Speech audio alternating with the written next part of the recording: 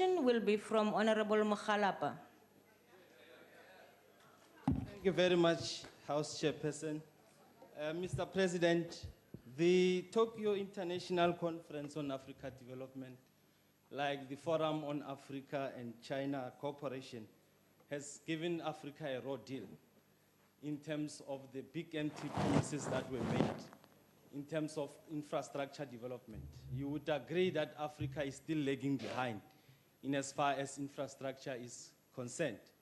China has pledged $60 billion to Africa, as well as Japan has pledged 30 billion. You've just alluded to the fact that over 33 billion was spent. But there seem to be no tangible, successful infrastructure project in Africa to unlock intra-Africa trade and to make sure that infrastructure development across Africa is happening. So wouldn't you say it is part of your leadership failure as the chairperson of the continental body that deals with infrastructure coordination across, called the Presidential Infrastructure Coordinating Council of the African Union? What steps are you taking to ensure that this committed funds that has been given by the Asians are used for tangible, specific infrastructure progress in Africa to unlock investment and to ensure that there is intra-Africa trade? I thank you. Honorable President. Thank you very much, Chair. Well, the honorable member reminds what somebody told me somewhere. He says, Mr. President, it is clear that even if somebody loses his or her shoelace, we'll say Zuma is responsible. Because we are dealing with the infrastructure of the continent and we are making headways. And the honorable member says we are responsible for this failure. You know, we have the infrastructure in the continent and Japanese are investing. Japanese are conducting infrastructure construction in a number of countries, including Kenya, where we were. Their companies are working there. They've voted more money, $30 billion US, part of which must be invested in the infrastructure specifically to help what Africa is doing. That's part of the meeting. In fact, those leaders who were there and industrialists praised that summit in the first instance that it is held for the first time in Africa. And secondly, there were concrete discussions taking place on specific projects, and the businesses from China were there, from Japan, were there. So it can't be correct. Your views about what happened in Kenya, they can't be correct. Fact that they have voted or given $30 billion US in addition to what they are doing in Africa, we can't say Africa has got a raw deal. And there were even new agreements taken between companies in Kenya. So I wouldn't agree with you. I think they are making a contribution to Africa. They are building infrastructure in some countries and not one country. So your assumption and assertion, I don't think it is accurate, Honorable Member. Thank you, Madam Speaker. Thank you, Honorable President. The next follow-up question will come from Honorable Esther Hazen. Thank you, Chair. Order, honorable members. Continue, Honorable Esther Hazen. Chair, thank you.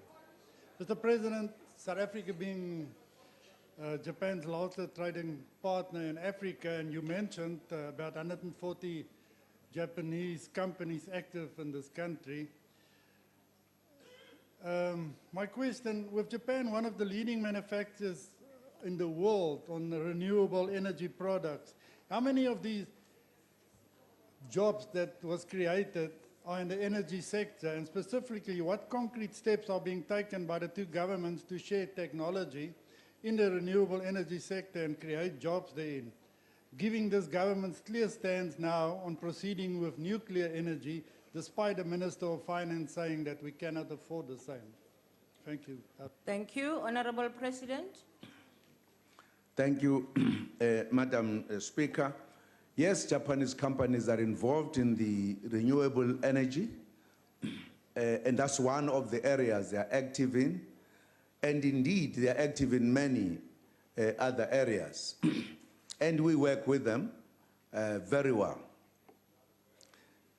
With regard to nuclear, the Japanese and many other countries, we have engaged them on that issue as we've been developing and planning the program for it. So we've been involved. I think we are at a certain stage, and I don't want to get into the argument about whether we go this way or that way. All I know is that we have been discussing the matter has been discussed by the cabinet, by everybody else, and there is a process that is ongoing. And I think there is nothing wrong if the Treasury feels there isn't sufficient money for now. And I think on the basis of that, there is a clear understanding between the Treasury and the energy, how that program should be taken forward. Thank you, Honorable Chair. Siyabonga, Mongameli. Umbuso wamaswaphela uzokubuzwa ngumhlonishwa uKhalian.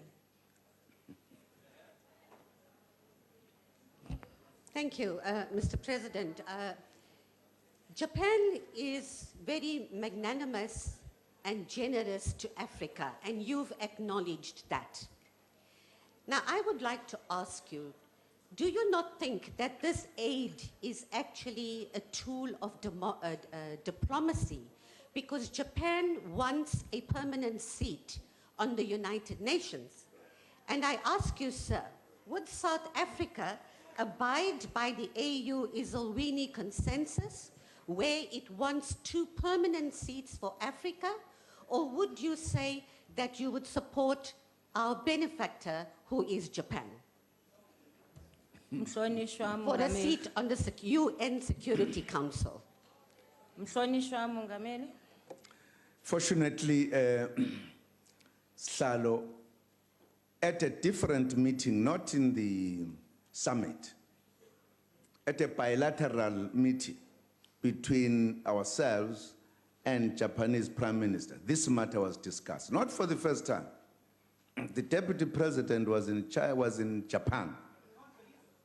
At some point, the matter was raised, and the Deputy President put across the African position, the Ezulwini consensus. I couldn't say anything different. Once we discussed with the Prime Minister, the point was put very clear. Africa as a continent, which has been disadvantaged for a long time, has a common position, Ezulwini consensus, and we don't deviate from that one, because it's a position of the continent. The Japanese interaction with Africa is not at all a thing that is trying to woo Africa to accept their position. There's nothing to do with it. It is related to relations, economic relations between Japan and Africa. That discussion is a separate discussion. That's why it could not be discussed in the summit. You could discuss it at a bilateral level. And the position of the continent is very clear. Thank you, Chair. Sithokoze Mhlonishwa Mongameli. Logo kusifikisa emaphethelweni wembuzo